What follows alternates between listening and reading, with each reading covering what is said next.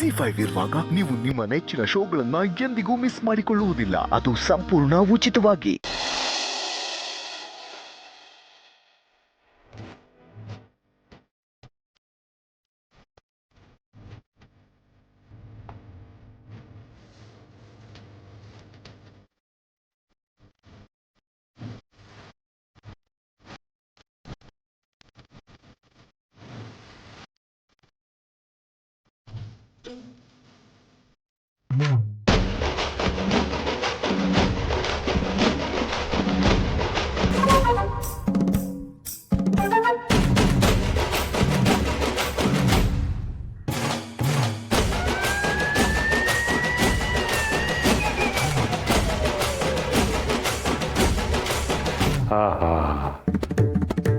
₹500 ರೂಪಾಯಿ ನೋಟು ಎಷ್ಟು ದಿನ ಆಗೋಯ್ಕಿತ್ತು. ಈ ಗಾಂಧೀಜಿ ಇರೋ ನೋಟನ್ನ ನೋಡಿ ಅಬ್ಬಬ್ಬಬ್ಬಬ್ಬಬ್ಬಬ್ಬ, ಕೈಯಲ್ಲಿ ಕಾಸಿದ್ರೆ ಮೈಯೆಲ್ಲ ಒಂಥರ ರೋಮಾಂಚನ. ಇಷ್ಟು ದುಡ್ಡು ಬೇಡ ಬೇಡ ಬೇಡ ಬೇಡ ಬೇಡ. ನನ್ನ ಸೊಸೆ ಒಂಥರ ಪೆದ್ದಿ. ಎಷ್ಟು ದುಡ್ಡಿತ್ತು ಈ ಕವರಲ್ಲಿ ಅಂತ ಲೆಕ್ಕನೇ ಮಾಡಿರಲ್ಲ. ಒಂದು ಕೆಲಸ ಮಾಡ್ತೀನಿ, ಇದರಲ್ಲಿ ಅರ್ಧ ದುಡ್ಡು ಜೋಬಲ್ಲಿ ಇಟ್ಕೊತೀನಿ, ಇನ್ನು ಅರ್ಧ ದುಡ್ಡನ್ನ ಹಾಗೇ ಕವರಲ್ಲಿ ಇಟ್ಬಿಡ್ತೀನಿ.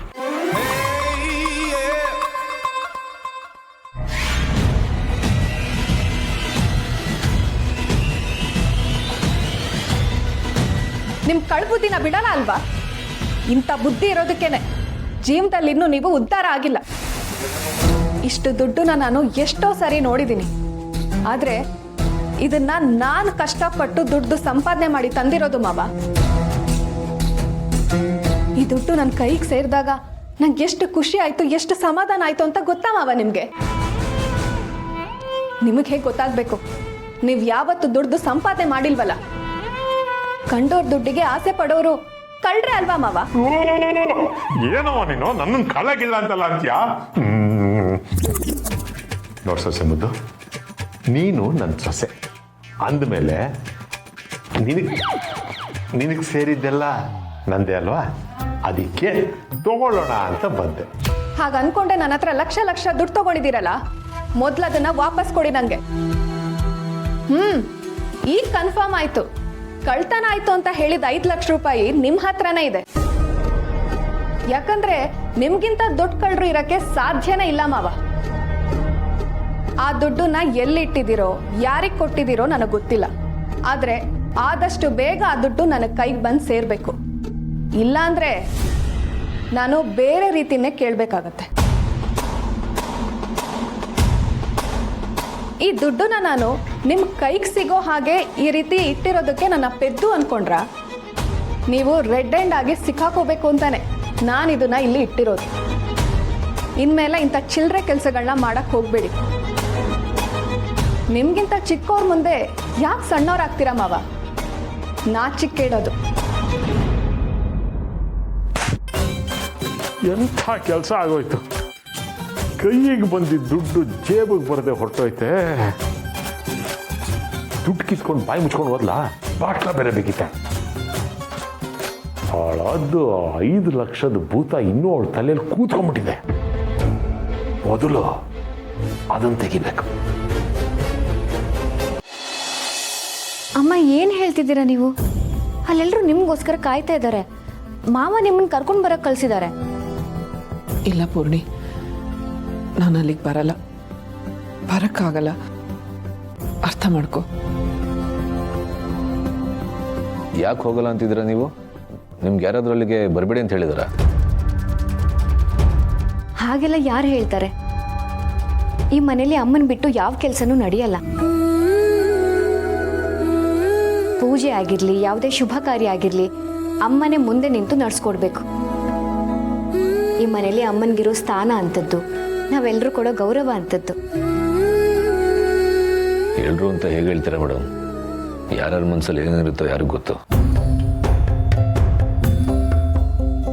ಅಮ್ಮ, ನಿಜ ಹೇಳು, ನಿಂಗೆ ಯಾರಾದರೂ ಬರಬೇಡ ಅಂತ ಹೇಳಿದಾರ?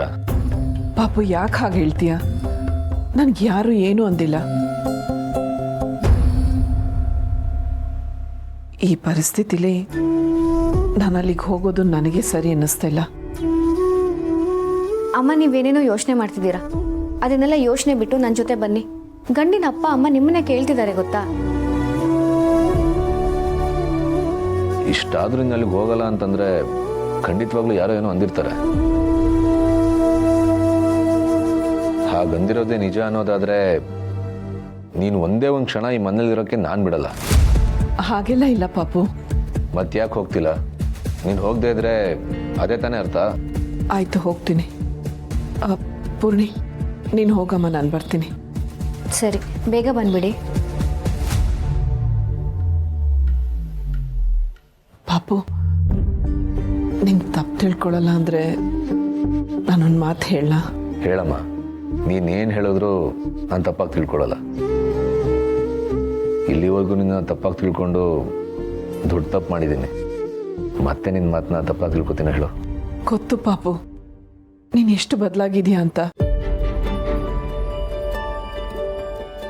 ನೀನು ನನ್ನ ಮಗ ಅನ್ನೋದಲ್ಲಿ ಯಾರಿಗೂ ಅದು ಗೊತ್ತಮ್ಮ.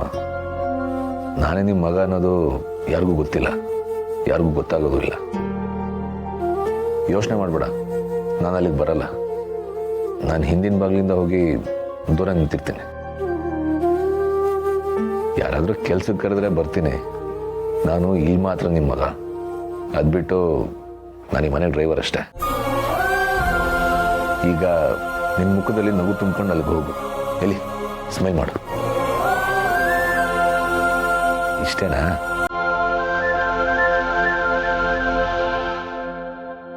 ಸರಿ, ನೀನು ನೋಡು.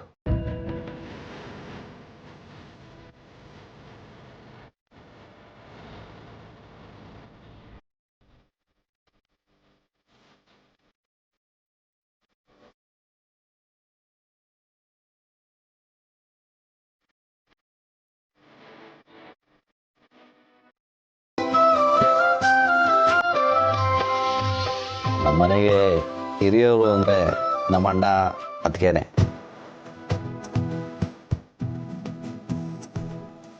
ಅವರೊಂಥರ ನಮಗೆ ದೇವ್ರಿದ್ದ ಹಾಗೆ, ಕಣ್ಣೆದುರಿಗೆ ಇರೋ ಶಿವ ಪಾರ್ವತಿ ಥರ.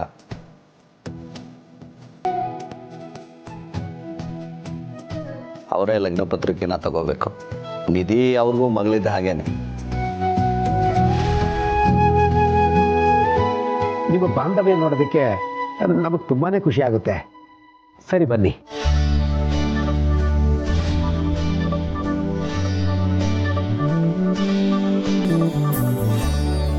ಗರ್ಭಿಣಿ ಹೆಂಗಸು ಈ ರೀತಿ ಕಾರ್ಯಗಳನ್ನು ಮಾಡೋದು ತಪ್ಪಲ್ವಾ? ಅದ್ರ ಬಗ್ಗೆ ನನಗೆ ನಂಬಿಕೆ ಇಲ್ಲ. ಅವರಿಗೆ ಒಳ್ಳೆ ಮನಸ್ಸಿದೆ, ಅಷ್ಟೇ ಸಾಕು. ನಾನು ಅಣ್ಣ ಅದಕ್ಕೆ ಬನ್ನಿ ಮುಂದೆ. ಮಾಧವ್ ಅವರೇ, ಮಹೇಶ್ ಅವರೇ, ನಿಮ್ಮ ಜೊತೆ ಸ್ವಲ್ಪ ಮಾತಾಡಬೇಕಾಗಿತ್ತು. 1-2 ನಿಮಿಷ ಬರ್ತೀರಾ? ತಪ್ಪು ತಿಳ್ಕೊಳ್ದೇ ಇದ್ರೆ ಬನ್ನಿ.